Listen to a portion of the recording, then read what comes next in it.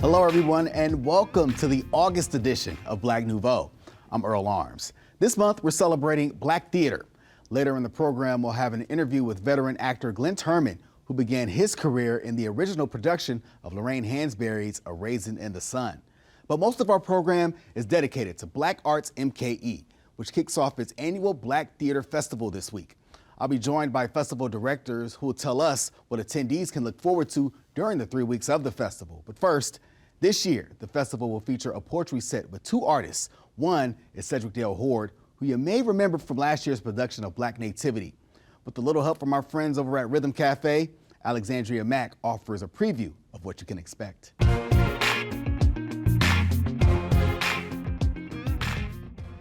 My name is Cedric Dale Horde. I am a spoken word artist, as well as a therapist, licensed professional counselor. Born and raised in Milwaukee, still live in Milwaukee. And my poetry style, I like to take the audience on a roller coaster, I would say. So if you think of a roller coaster, how it kind of has this slow kind of build up. As soon as it gets to the top, it's like this big kind of rush and you don't know what's gonna come at you, twists and turns. I really like to have that rhythm in my poetry, just because I think it keeps the audience engaged. And I think it's just a creative way of being able to communicate a message. The poem I'm gonna share with you all today is a poem entitled Dear Poetry.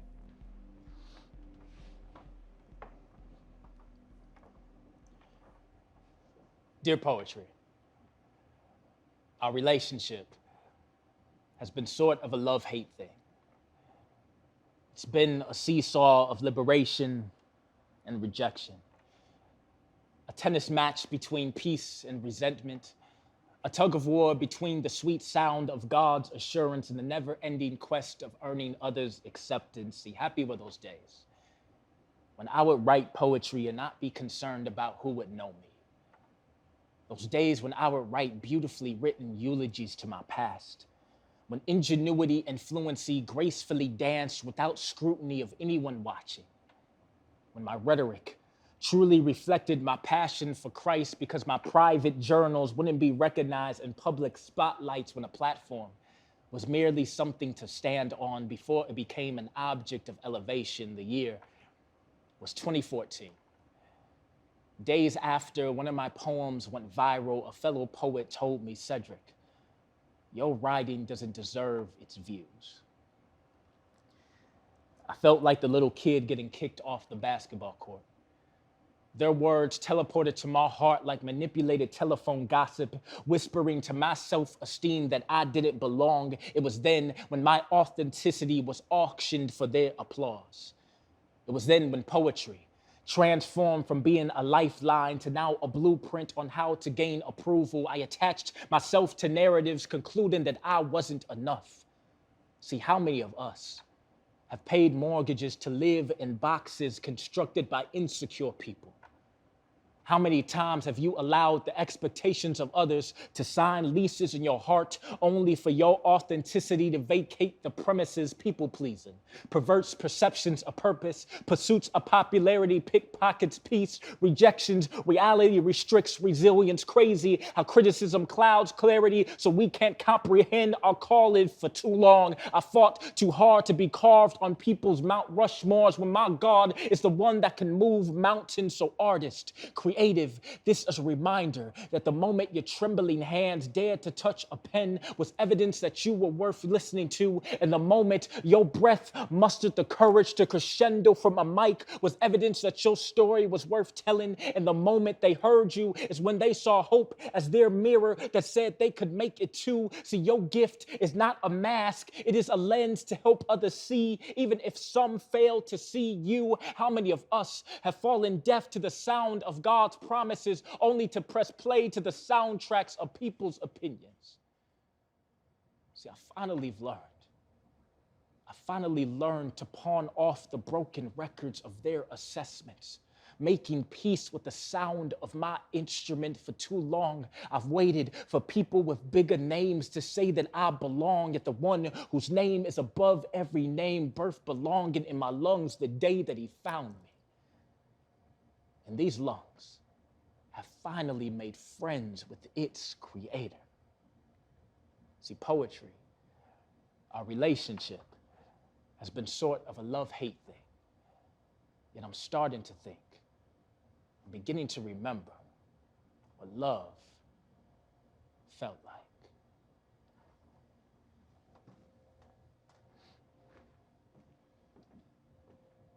With me being a therapist, I like to try to get to the core of maybe deeper things that people don't usually talk about.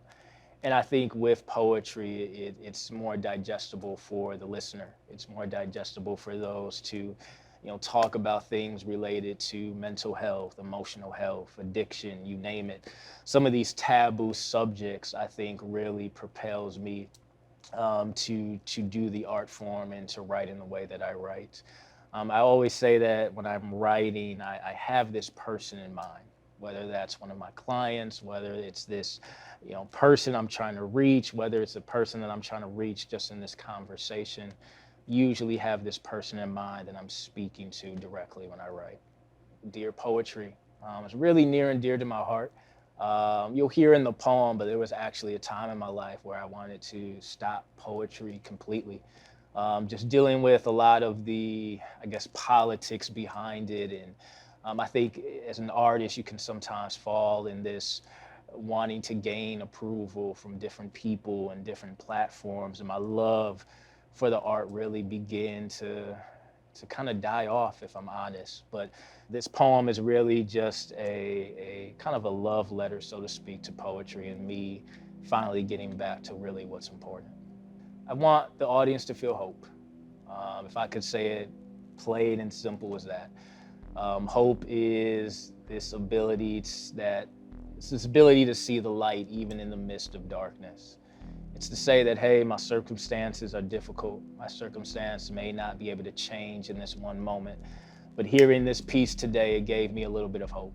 It allowed me to see the light in the midst of my dark situation. So if I'm able to do that, if the audience is able to leave with a glimpse of hope, a glimpse of perspective, and I feel like I've done my job as an artist.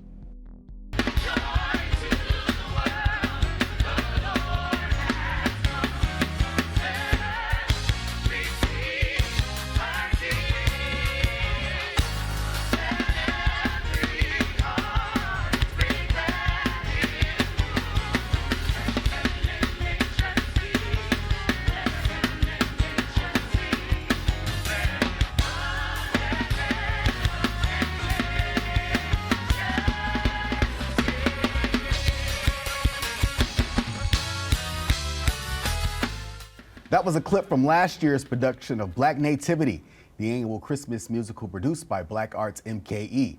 And now joining us to talk about the festival and what it has to offer are Kendall Johnson, one of the Black Arts MKE Festival directors, and Marty Goebel, who's directing Mud Row for the festival. Thank you so much for joining us, both of you. Thank you for having us. All right, so we got a few things going on, right? Number of events. We got 2 plays, right? Mud Row and The Meeting. Also a poetry set by Cedric Dale Horde and Jasmine Sims, an event at the Wisconsin Black Historical Society, right?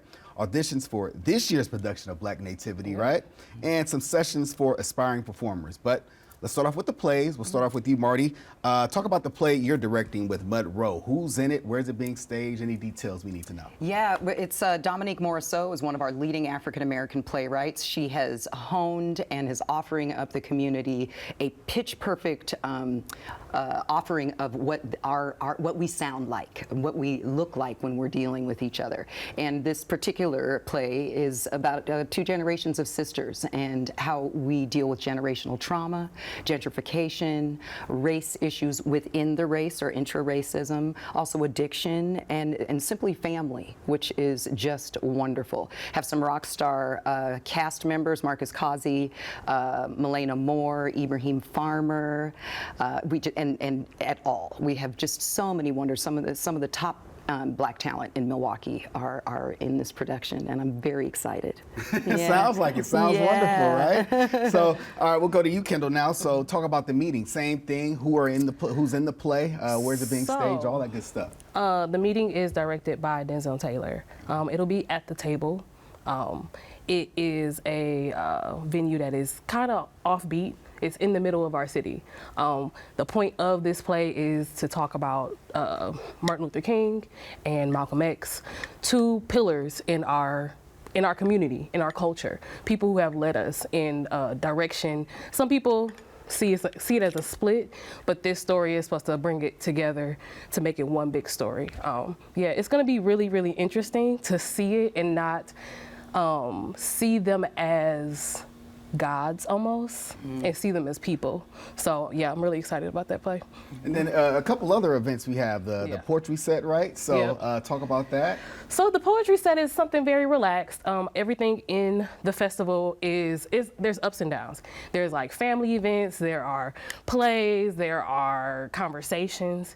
The poetry set, that is like a place for the young Black hipster, I want to say, the very relaxed person. Yeah, if you want to just come and get a drink, you want to just come and mingle and like hear about the city and not feel pressured to be a part of theater. I know that this festival is supposed to open doors. We're trying to open doors to people outside of the theater community, because the big thing about Black people in theater is that they don't feel welcomed. And that is one event that everyone should feel welcome to come. It's very chill, very relaxed, no pressure. It's going to be at the North Avenue Market. We're really excited about that partnership. Yeah. And you mentioned family, so you talked about the Friends and Family event too, so talk about that as well. So we have Youth and Family Night. That'll be at the Ndabe Bandshell on North Avenue.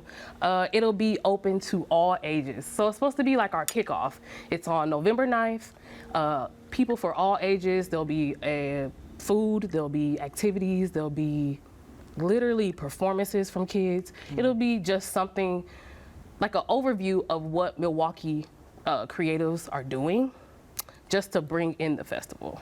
Okay, so Marty, let's go to you now. So there's some activities for some aspiring performers. Talk about that as well. Yeah, I'm very interested in supporting the emerging artist, particularly the artist of color, and helping them get their resumes together, have some really nice audition pieces, and to really help them and aid them in understanding the protocol of theater.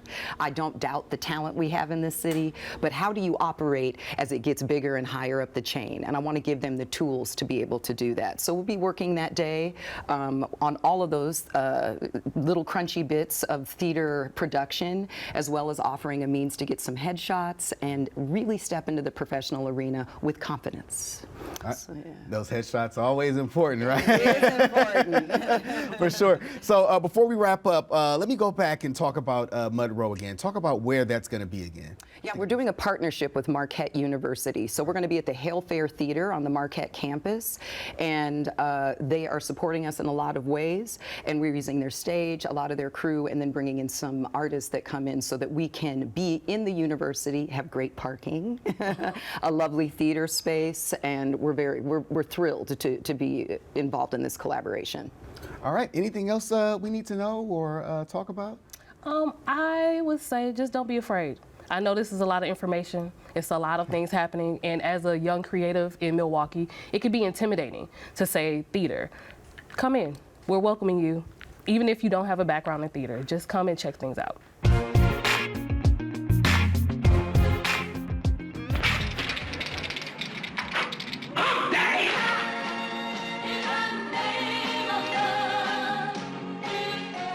Where you going? I'd like to get through to the washroom. Let the lady pass. Hey, Mama, go walk someplace else. Why don't you gamble someplace else? Because we're gambling here, sweet thing. This is a restaurant, not an alley. Hey, keep on stepping, baby. We want it to be preached till we go to church. Y'all need to go to church. Hallelujah, hallelujah, hallelujah, hallelujah, hallelujah, hallelujah, hallelujah, hallelujah, hallelujah. That's a scene from Milwaukee filmmaker Michael Schultz's Cooley High. the 1975 film that became one of the change agents in American and black cinema. For me, who was then a product of Sandtown in Baltimore's West Side, it was one of the first times I saw someone like me accurately portrayed on screen. And that actor joins us now, Mr. Glynn Turman, who's also added producer, director, and writer to his credit since then. He's going to talk about Cooley High and the Legend of Glynn Turman, which is his new project. Welcome to Black Nouveau. Hey, Everett, how are you? Long time no see. How about that? We did meet earlier in life. You know, when you were making Cooley High, were you aware of the potential the film held? Not at all, Everett. We had no idea it would become an icon. Well, it did more than that. I mean, for my generation, you portrayed something we hadn't seen on screen for a while. That was very important to a lot of people, not just like me, but, you know, a lot of folks. Well, you know, it gave us a vehicle in which, and when I say us, I mean we as a black people, it gave us a vehicle in which we could be proud to share with the rest of the world in telling our narrative in a way that had not been delved into before. And so it made it stand apart for that reason, I think. That's true. You know, and a number of the next generation of filmmakers after Cooley High talked about how important that film was to them in making those decisions. One of my favorite memories from that film, though, is Walter Benton's poem, where I Pygmalion or God, I would make you exactly as you are in all dimensions. That was really very powerful and potent stuff and spoke to a side of us that a lot of people hadn't seen before. Absolutely. That's the genius of Eric Monti. And that's who he was and is, a poet, educated man, an aware man. And you hadn't seen that side of us in a motion picture ever before. And especially in a love story, you know, which has stood the test of time. Yeah, absolutely. Now, the film was not the first time that you worked with Michael Schultz. He had also directed you in a stage play before then? Correct. We had done a stage play at Lincoln Center, a Ron Milner play called What the Wine Cellars Buy. Mm-hmm. And so we had worked together from that point and then collaborated again with Cooley High. The Legend of Glynn Turman, do you talk about your start as a stage actor, actually going back to the original production of A Raisin in the Sun? I do. I give an insight as to how that occurred, how fate or kismet or whatever you want to call it just made that happen, how my mother was a single mom, moved she and I from Harlem, New York, down to the West Village in the late 50s. And some of her friends became some of the greats of all time who were in the village at that time, from James Baldwin and Odetta and Charlie Bird Parker to Lorraine Hansberry, who was a neighbor and a dear friend of my mother's, who lived around the corner, and informed my mother that she had written a play and that there was a part for a little boy in it, and would I be interested in trying out for this part? I didn't know that when trying out, there would be other young boys there trying for the same role, because I had never auditioned for anything before. So I went to the meeting thinking that the part was mine and had no idea what those other kids were sitting in the hall waiting for, you know, because it was my part, they might as well go home. But that started me on my career in acting. And you've done a number of plays, some of them actually translated into films. I mean, you were in the film version of Five on the Black Hand Side and The River Niger. You even did Ceremonies in Dark Old Men for television. Yeah. So, oh, you've done your homework, man. Yes, you're absolutely right. Yeah.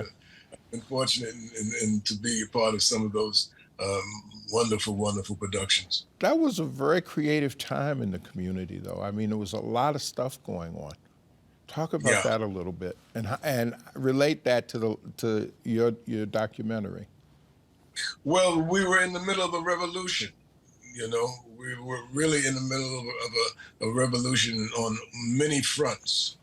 And so some of the warriors of that revolution on our part were extremely aware authors, writers, who came up with all kinds of stories that reflected what our struggles were about.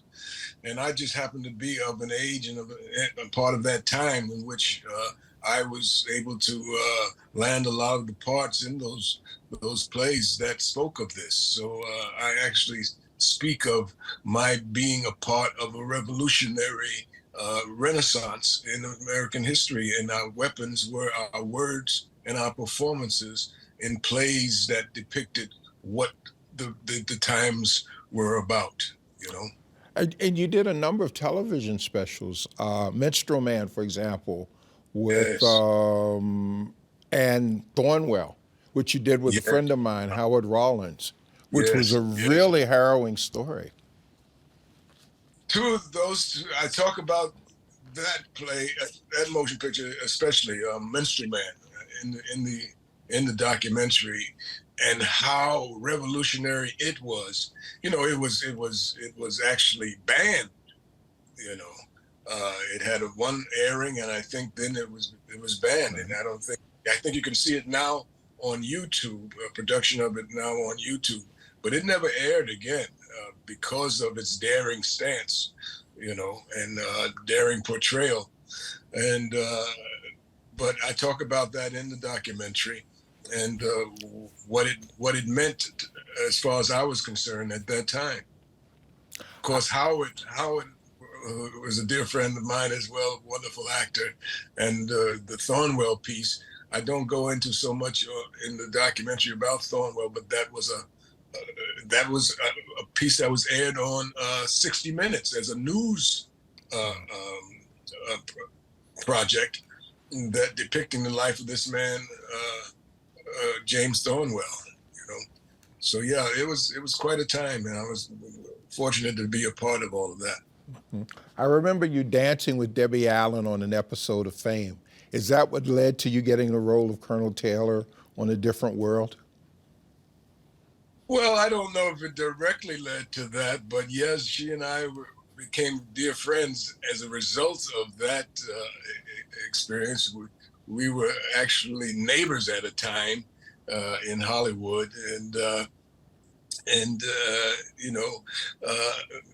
we had a great time doing Fame. I actually went to the High School of Performing Arts. Fame is what that show was all about, our high school, And once again, the documentary goes into that, and what Debbie's part was in making A Different World and Fame and so on and so forth. So yeah, it lent a wonderful hand to that. Just talk a little bit about Colonel Taylor and how important that role was for another generation of people to see that character, that older gentleman molding young minds. That was really very powerful on A Different World. That was in tribute to my Uncle Jim, who was the father figure in my life, my aunt's husband, my mother's sister's husband. James Robinson, who had been in World War II and who had been a part of the Cannonball Express, the Red Ball Express. Yeah. And you probably know, Eric, that the Red Ball Express was instrumental in keeping General Patton and his tank brigades moving, because they supplied them with gasoline to keep the tanks going.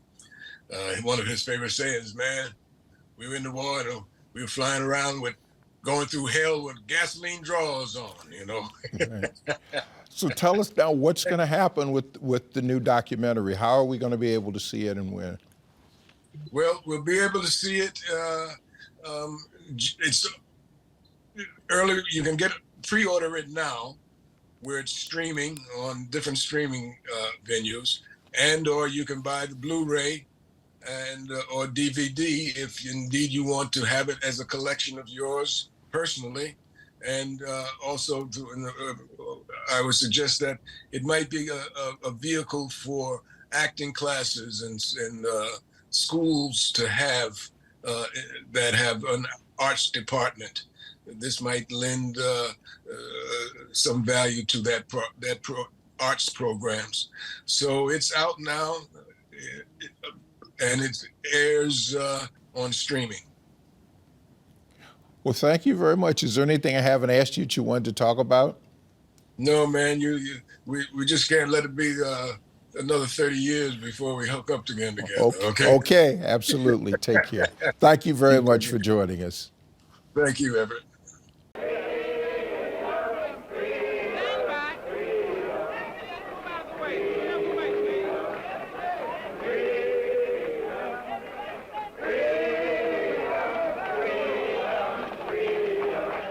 60 years ago, this month, over 200,000 American citizens marched in Washington, D.C.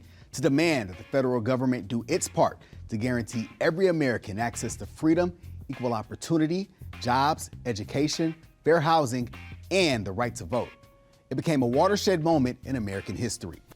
2 weeks from tonight, on August 24th, we'll look back at the Great March on Washington for Jobs and Freedom in 2 half-hour programs that will air from 7 to 8 p.m.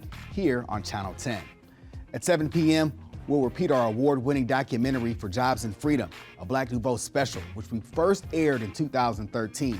Immediately following that, stay tuned for the March at 60, a Black Nouveau special, which looks at some of the challenges African Americans still face 60 years later. We hope you'll join us. And don't forget to check us out on social media at MilwaukeePBS.org. For Black Nouveau, I'm Earl Arms. Have a great evening.